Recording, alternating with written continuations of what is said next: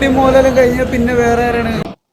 Duronto express ഇവിടെ ഉണ്ടായിരുന്ന നമുക്ക് ശേഷം മലയാള സിനിമയിൽ ഭരിക്കാൻ പോകുന്നത് ഒന്ന് പൃഥ്വിരാജ് സുകുമാറിനും ഒന്ന് ദിലീപേട്ടനും ആയിരിക്കും. ദിലീപേട്ടൻ ഓൾറെഡി ഇവിടെ ഉണ്ട്. ആടിനുണ്ട് എന്നാലും നിനക്ക് വല്ല പ്രാന്തണ്ട ഈ ഊളകളോട് വർത്താനം പറയാൻ. ഇവന്മാരെ ശരിക്കും മനസ്സിലായിട്ടില്ല. ഇവിടെ ഈ ലൈഫ് ബോയ് സോപ്പിന്റെ ഒക്കെ പരസ്യത്തില് സോപ്പ് ഉരച്ച് കഴിയുമ്പോ എല്ലാ കീടാണുക്കളും ചത്തൊടുങ്ങിട്ട് 2 കീടാണുക്കൾ മാത്രം ബാക്കി വരില്ലേ? ആ 2 കീടാണുക്കളാണ് ഈ ഇരിക്കുന്ന 2 ഡിങ്കും മിങ്കും. എനിക്ക് പറയാനുള്ളത് എന്നോട് ദിലീപേട്ടന്റെ കൂട്ടുകാരനാണെന്ന് ആദർശിക്കേണ്ട പടത്തിൽ എനിക്കൊരു ചാൻസ് കിട്ടിയായിരുന്നു. അതിൽ ഞാൻ ഇന്ന് ഖേദിക്കുന്നു. 34 ടേക്കുകൾ എടുത്തു. തെരഞ്ഞെടുപ്പില്ല ആദർശിക്ക് വയക്ക് ചൂടായി. എന്താ സാർ കട്ട് പറഞ്ഞത്? കൂടുതൽ നന്നായി പോയി. ഒറ്റ കീറ് വെച്ചതാണല്ലോ. മൈക്കൽ ജാക്സന്റെ ത്രില്ലർ വരും, കോപ്പ് വരും എന്നൊക്കെ പറഞ്ഞിട്ടും കണ്ടിയാ കുത്തിപ്പിടിക്കും. ഇപ്പൊ കോർഡിനേറ്ററാണ് ശ്രമിക്കുന്നു. മലയാള സിനിമയിൽ അടുത്ത ദിലീപേട്ടനാണ് ശ്രമിക്കുന്നു.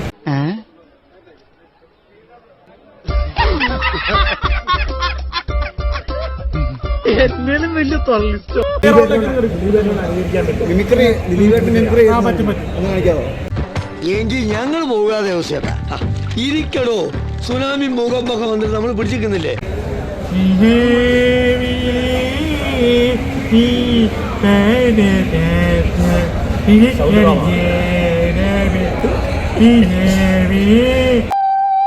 നീയായിരുന്നു. ഞാൻ വിചാരിച്ചത് പട്ടി ഓരിയിടുകയായിരുന്നു. എന്തിനാടാ ഇങ്ങനെ ഓരിയിടുന്നത്?